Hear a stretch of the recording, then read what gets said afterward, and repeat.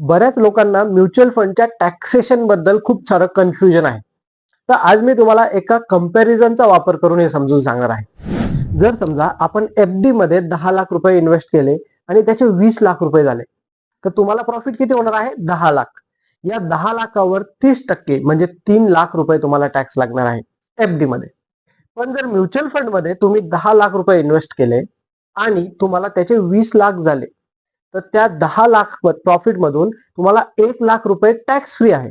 म्हणजे टोटल 9 लाखांवर तुम्हाला टॅक्स लागणार आहे आणि तो टॅक्स सुद्धा 10% असणार आहे, म्हणजे 90,000 रुपये. लक्षात घ्या, तुम्ही जरी 30% टॅक्स ब्रॅकेट मध्ये असाल तरीही म्युच्युअल फंड मध्ये तुम्हाला तुमच्या प्रॉफिटवर 10% टॅक्स लागणार आहे.